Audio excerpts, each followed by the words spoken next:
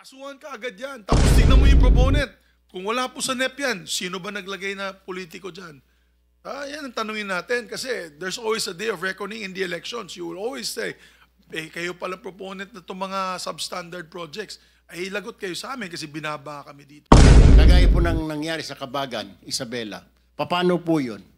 How? How will you know? How will I know? Na driver mo, kasama ko, pamilya ko. Mag-out of town kami, long weekend pa naman next week, this Thursday. Paano pala, kung substandard pala ho yung tulay na yun? Let's not talk about flood control muna. Let's talk about these projects. Kung hindi po ninyo na-monitor, at umaasa lang kayo sa mga tao ninyo, how are we going, ika nga, masasabi natin na safe yung kalsada na yan, safe yung tulay na yan? Kung umaasa lang po kayo sa report ng district engineer, project engineer, regional director, may kutsabahan ho yan eh. Let's face it, alam nyo naman ho, may kutsabahan. Tama po ba? With your RD, DE, project engineer, at saka contractor, may kutsabahan na yan, Mr. Secretary. Your Honor, I think your premise is correct. That I think at the central office, even me, I would just have to rely on the authenticity of the reports that come to me actually from the field offices, all over the country. Okay. So until such time that there's a report, there is a report that will come to me that hindi tama, then that's the time that I have to have an action on it, Your Honor. My last question, Mr. Secretary, to give way to to our colleagues here. Mr. Secretary, alam niyo, namomonitor niyo ho ba na karamihan sa mga RD ninyo at district engineer ay mga kontratista din? May mga construction company that they have construction firms, hindi po? This is one thing that I want to unearth actually in this process, Your Honor. Hindi niyo na rin ba narinig yung in-house construction, Mr. Secretary? Kami na lang gagawa, kagaya po na nangyari sa akuan. Kami nang gagawa, ako nang gagawa dahil ako district engineer kasi may construction company. Hindi niyo rin po naririnig yung in-house construction na yan? You are asking whether Yes. there are district engineers who are contractors? Yes. Will you not also ask how many congressmen are contractors? Mamaya pa yan sa second round, Mr. Chair. Dito muna sa second round yung tatanungin ko. Second round. Yes. Go ahead, Mr. Secretary. Well, I cannot ascertain anything, but I think honestly I have heard of this one. Ang huli na lang, I'm sorry, Mr. Chair, I lied to you. Na meron po ba kayong mga lifestyle check? Kahit in your inter lang sa office ninyo na baka yung mga undersecretary natin, 5 yung bahay dyan sa Corinthians, yung ilang USEC natin, may mga eroplano, may mga yate. May ganun ho ba? Wala rin. Your Honor. Wala rin. Okay. Kasi sir, sabi for now, kay kami nag-uusap-usap dito, sa DPWH mo makikita ang pinakamayaman na opisyal sa ating bayan. The Department of Public Works. Dati po, Bureau of Customs. Ngayon, Department of Public Works and Highways na. Dahil billion po pinag-uusapan. But anyway, thank you po, Mr. Chair. I yield the floor. Second round na lang po ulit. Sandali lang po ito, bago ko makalimutan. Madam Secretary of the DBM, will you be able to submit to this committee the flood control projects budget from the unprogrammed funds and BICAM insertions starting from 2023, 2024, and 2025? Yun lamang unprogrammed and BICAM insertions, flood control projects. Kasi po, kaya gusto naming emphasize ito, mas malaki po yung kinikita ng politiko dito sa unprogrammed and insertions. Bigyan ko na po kayo ng example. Yung politiko, sabi po sa report, initial report, pagka ganito yung tipo ng project, 30% siya. Yung bidding back and losing bidders, inaayos po yan That's 5%. Project implementation, andyan na yung DE, at saka yung kakutsaba, quality control, 5%. And then, no, DE and others, 5%. Quality control, 2%. Meron pang COA, 1%. Madam COA, oh, this is an open secret. Regional directors and USEC through the DE, 4%. Contractors tax, 7%. Contractors profit, 15%. Tsaka yung royalty. Ito po yung panghiram-hiram ng mga lisensya. 5%. Alam mo ang total, Madam Secretary? 74%. Ang natitira po sa project, 26% na lang. O ibig sabihin po, kung ang flood control project is 100 million, ang talagang magagamit is 26 million. Talagang walang mangyayari po sa atin. Kaya ko lang po tinatanong, sana padala po ninyo 2023, 24, at saka 2025. We will furnish the committee, Mr. Chair. Okay, tas follow up lang po. Salamat po. Follow up po kasi may valid po yung point niya kanina. Identified na po natin yung 11 probinsya na flood-prone areas per the National Adaptation Plan of the Philippines 2023-2025. Bakit po 5 lamang na probinsya ang napagtuunan doon sa flood-prone provinces na yon? At ang napagtuunan po ninyo, wala po doon sa listahan na yon, is Cebu Province, 414 projects. Isabela, wala din po doon, 341 flood control projects. Albay, 273 flood control projects. Wala din po sa listahan yon. Leyte. Ba't ka napatingin sa akin, Senator Migs? Leyte. Wala din po sa listahan. 262 projects. Senator Bam, ang Tarlac, kasama kaya okay lang naman. Kasi pareho kaming Tarlac eh. 258 lang. Kung ikukumpara sa Cebu na 440. Camarines Sur, wala po. Camarines Sur, wala. 252.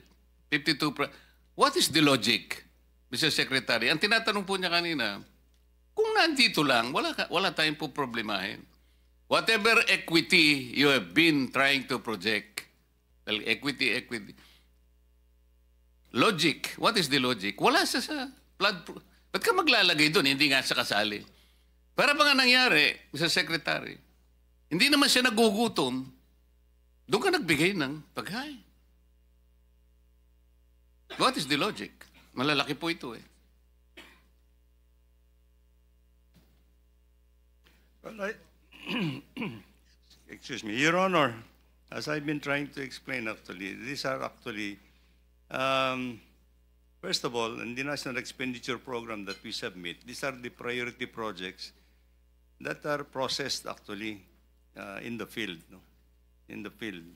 So whatever is the proposal. Naintindihan po natin yun. If it is processed on the field, you will start doon sa listahan ng flood-prone areas. Yes, Your okay Honor. lang yun. Yes, Your Honor. Do not start with the areas na wala naman pong panganib ang pagbaha. Questionable po yun eh. So dito po makikita talaga yung talagang walang coordination. Kahit ang natutupad na lang talaga rito yung mamaya sasabihin mo kung sino-sino because you have to name names. Sabi mo kanina, ikaw ang nagpanukala nito. So I will ask you to name names later on. Yun muna po. I will call the former Senate President, Senator Subiri, for your questioning. Maraming salamat, Mr. Chairman. Mr. Secretary, good afternoon to all the members of the DPWH Good afternoon. and Secretary Pangandaman and all the other departments. Alam mo, let's address the elephant in the room, Mr. Chairman. Let's already address the elephant in the room. The DPWH is not all at fault. Kasi yan, kanina pa, nahiya lang si Secretary, Mr. Chairman. Pero in our conversations together, together with Secretary Mina, namamanggal yung budget. Iba yung NEP, paglabas po ng ng GAA, yung General Appropriations Act. And I've had conversations with the good secretary na sabi niya, wala na yung aming flagship projects. Wala na kaming road right of way. Out of sheer frustration. Hindi kasalanan ni Sec yun, Mr. Chairman. Kasi tamang sinabi niya, pagdating sa NEP, vetted na yan. May RDC Council approval yan. Napakahirap, napakaigpit. And the DBM also knows that there's a vetting process. Kaya paglabas po ng budget, iba nang itsura ng budget, wala na po sila magagawa dahil batas po yan. Kailangan po nilang i-implement yun. That's the elephant in the room. Kaya tama si Toby Chanco sa Kongreso kahapon. Ibigay yung mga amendments from the NEP and after the BICAM. Kasi napakasimple lang po yan eh. Ito po yung NEP, ito po yung amount. Yung marami dyan, walang kalokohan na projects, walang flood control, walang cat's eyes, walang pagbili ng solar lamps, paglagay po ng road barrier, rock netting, tsaka yung pintura sa kalsada. Paglabas ng budget, inamend yung budget nila, linagay na po lahat yun. We need to find out the proponents of that, and the President is in the right track. Kasi I've seen the President's frustration when I was Senate President na talagang bakit namamanggal yung budget, ba't nawala yung aking legacy projects. Kaya for 3 years, nawalang legacy project yung ating Pangulo dahil nga, siguro there was a free hand. And we're all guilty, no? Both House and the Senate. So, I think, wag na tayo magsanto-santo dito. Ilabas na natin yung listahan. Sino ba nag-amend yan? Tapos, depensahan ng congressman o senador sa Luneta kung kaya niyang idepensahan. Ba't niya linagay doon? Tama sinabi ni Chairman. Maraming project dyan, ghost. Meron pa nga, hindi ghost. Ginawa, pero kalahati lang. Supposed to be 100 linear meters. Naging 15 linear meters na lang. Di dapat kasuhan yun because that's a public infrastructure project. If it is not 100 linear meters under the contract, they do 50 linear meters. You can file a case like what they did to Napoles and file a case against them for substandard projects. Kung pag na yun, gumuhon tubig, gumuho din yung project. Labas ng kabilya, walang kabilya, kawayan lang. Nandun sa Albay, sa home province ng aking nanay. Panay, coco lumber. Diyos ko po. Tsaka bato. Tapos semento. Yung semento, mas manipis pa sa platito yung semento. Yan, kasuhan yan. Kasuhan ka agad yan. Tapos tignan mo yung proponent.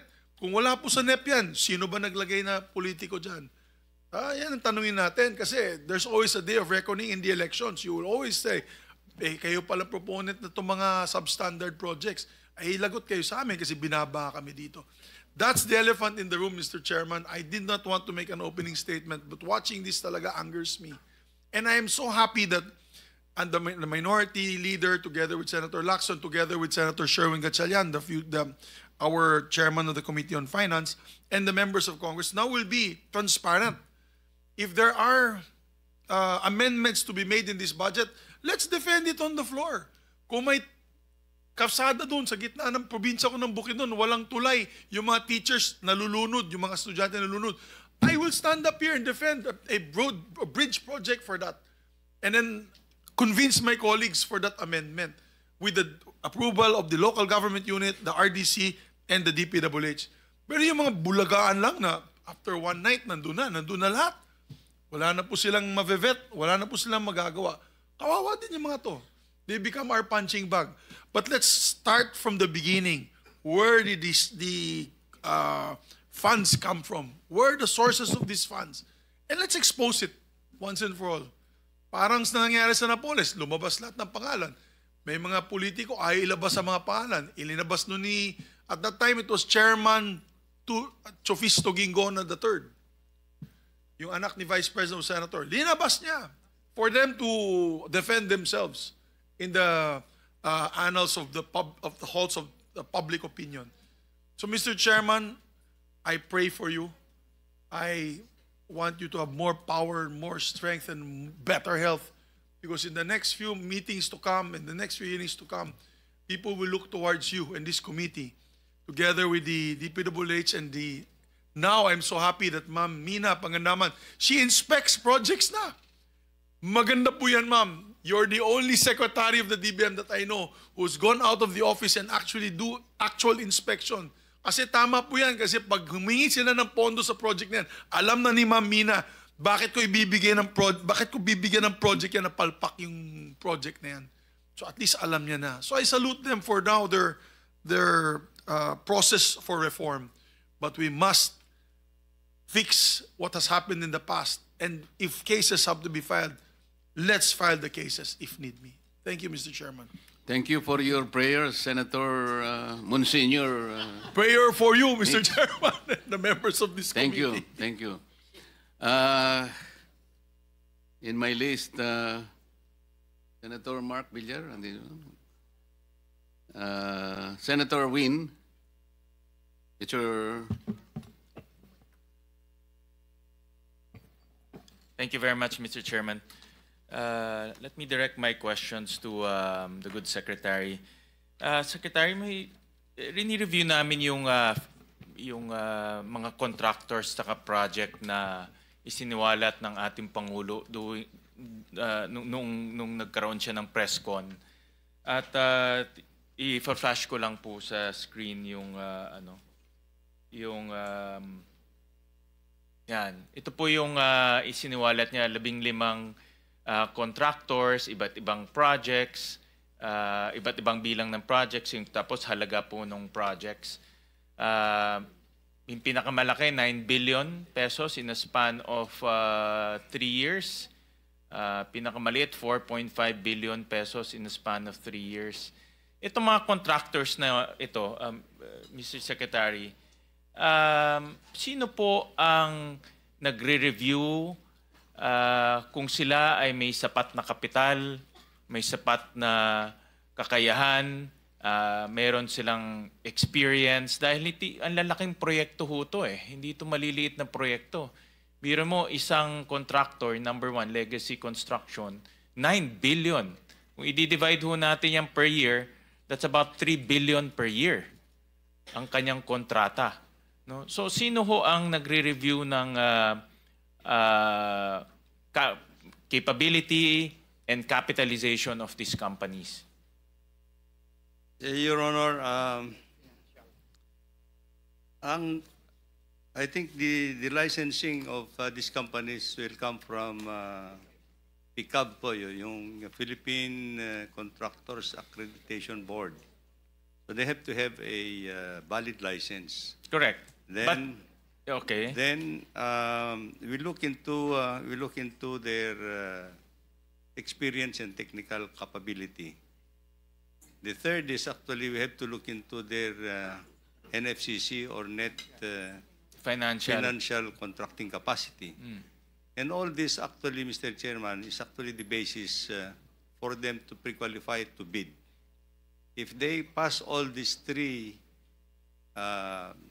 parameters or requirements, then they would be allowed to bid in any project. But who determines at least the minimum capitalization of a company to be eligible for a project or a group of projects? Kasi like for example, in number 1, in 9 billion, if you divide this into 3 years, that's 3 billion a year. So who determines, sino po ang mayroong responsibilidad na kaya niyang gumawa ng project 3 billion in 1 year? Our Bids and Awards Committee will be the one to scrutinize actually the That's at the district level? At the regional level? Anong pong level? Whoever is implementing the project, Your Honor. Like ito ho, sa mga flood control, sino ho ang anong level ho na? Bids and Awards level? Kasi alam ko meron ho kayong iba-ibang back, di ba? Yes, merong Your Honor. district, merong regional, merong central. So saan ho itong mga project na ito, saan ho ito ini-evaluate? Wherever the project is lodged, Mr. Chair. District or regional? District kung district po yung nag-implement, region kung region yung nag-implement, and national. I'll show next slide po kasi tinitignan ho namin. Like for example po itong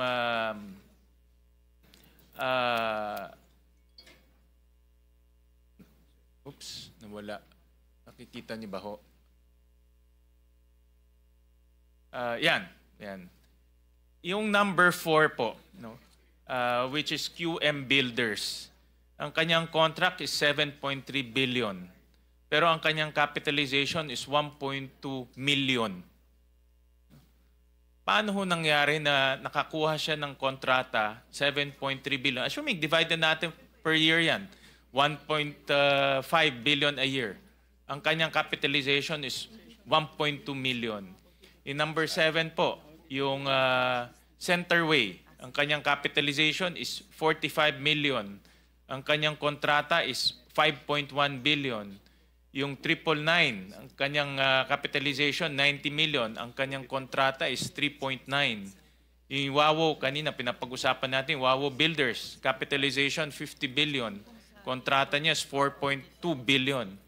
Yung MG sa Median, capitalization 250,000. Ang project niya 5 billion. Although si MG sa Median, meron din ho siyang sole proprietorship na 1.3 billion. Dalawa yung kanyang kumpanya. Next slide, papakita ko ho sa inyo itong QM Builders. Tinignan ho namin yung kanyang financial statements. From start to end, no, from 800,000 all the way to 2,000. Ang kanyang, next slide. Yung kanyang financials, ito po.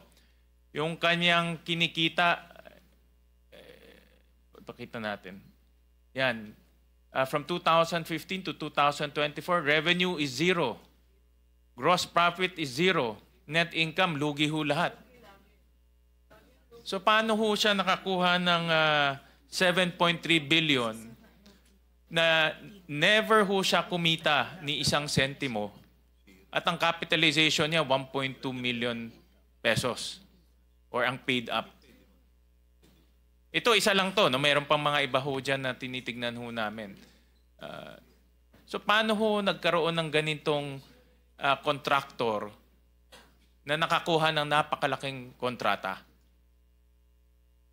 Your Honor, as I am informed, actually yung capitalization is actually for the company. Yes, I know. Yeah, the company. But in the process of pre-qualification for Your Honor, yung net financial contracting capacity is based on a Current assets minus current liabilities Audited- times 10. audited Kung, by- kung negative yung kanyang yung capitalization niya, common sense naman ho eh. Balik tayo. Kung balik din sa slide before. Kung ang capitalization niya hindi, yung kanina. Kung ang capitalization yan, titignan niyo ho, 1 million lang ho. Kahit i-minus nyo pa ho yung current liabilities niya, hindi ho siya talaga aabot ng 7 billion. Ito official statement ho ito, nakuha ho namin sa SEC. So ang punto ko ho, meron ho talagang mga tao na linalaro po yung pre-qualification stage. Mr. Chair, with the Yeah, go ahead. permission of Senator Gatchalian, Mr. Chair, pwede malaman from Secretary Bunuan kung sino itong QM? Sinong tao ito sa likod ng QM? Sino may-ari nito? QM Builder. Kasi grabe naman, puro red yung pinresent ni Senator Gatchalian. Tapos, paano nakakuha ng ganitong kalaking kontrata? Gusto ko lang malaman po for the benefit of our people na nanonood ngayon. Sino po yung QM? QM Builders, on my record, Your Honor, is actually managing officer here is Mr. Alan Kirante Kirante, in Cebu. Cebu. Yes. Andito ba? Mr. Chair? Ito. Can we invite him, Mr. Chair? Paupuin natin? Tanungin natin? Can the referred representative come over, please? So I think Senator Bato is willing to ask a few questions from your company.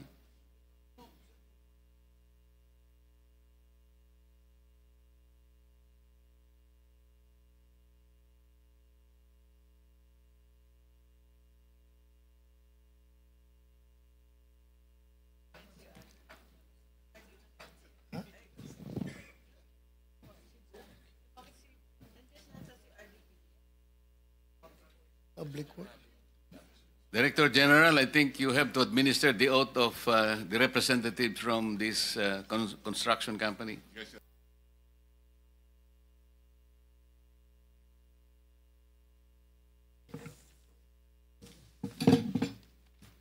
Tumayo ka, Mr. Kirante. Kirante. Yes, Mr. Chair.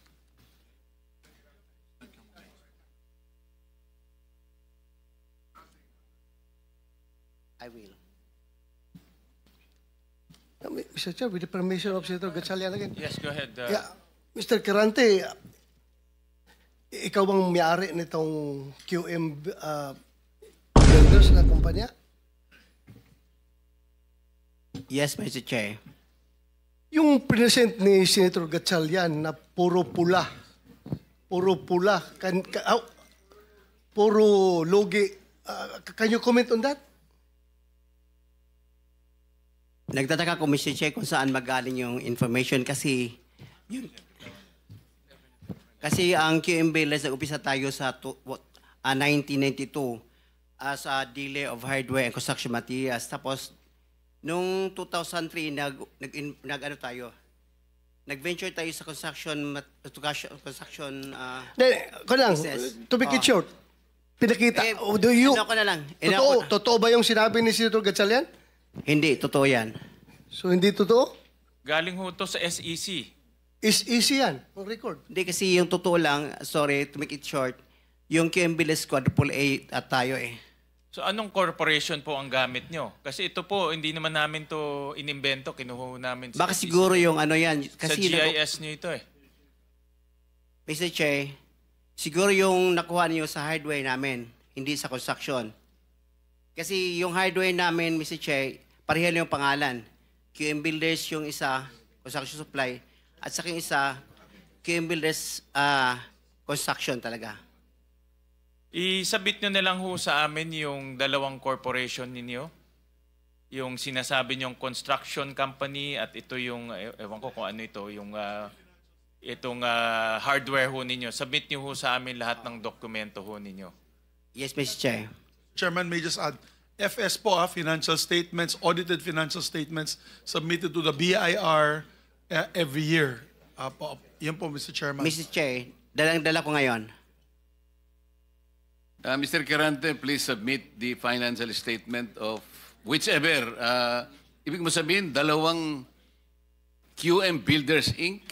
ang ginamit mo, dalawang pangalan, dalawang kumpanya. Ganun ba yun?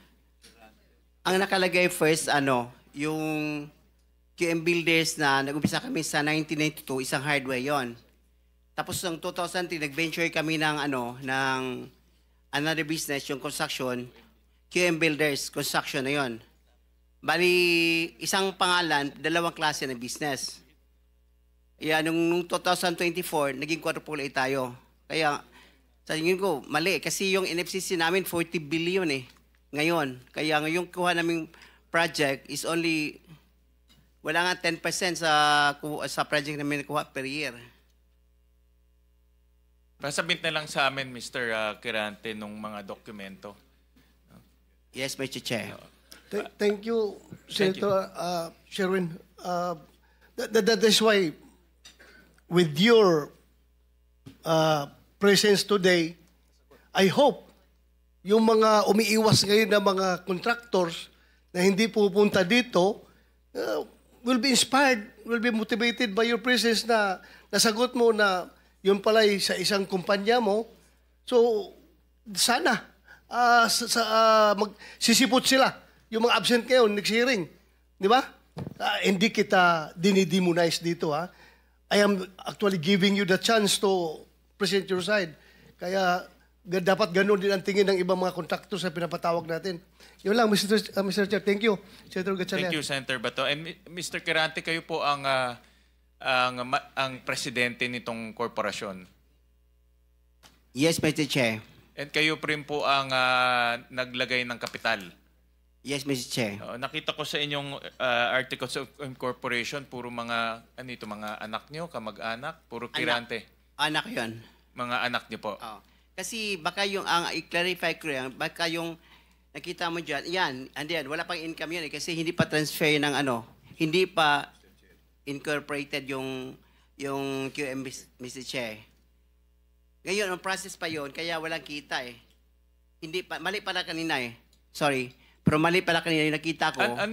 Ulitin natin. Anong pangalan nung inyong construction company na ginagamit sa DPWH? QM Builders. QM Builders Incorporated. QM Builders yun lang, Mr. Chair. Sole proprietor yun. Yes, yes. So proprietor, sole Chair. proprietor yung inyong corporation. Inyong ginagamit sa DPWH.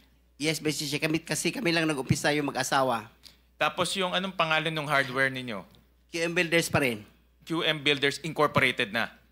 Hindi pa. Hindi Ito pa yung rin. construction is, Mrs. Chair, yun gusto namin gawing incorporated para yung halimbawa yung experience bilang contractor ma-inherit sa halimbawa yung surviving years. Halimbawa kung halimbawa may mangyari sa akin, yung experience ma-inherit sa amin. So itong QM Builders Incorporated, sa inyo ito, di Hindi ba? pa, yes, Mr. Chair, sa atin, hindi pa activated yan. Kaya walang kita. So hindi nyo pa ginagamit to sa Hindi pa. pag-bidding? Hindi pa. Okay, sige po.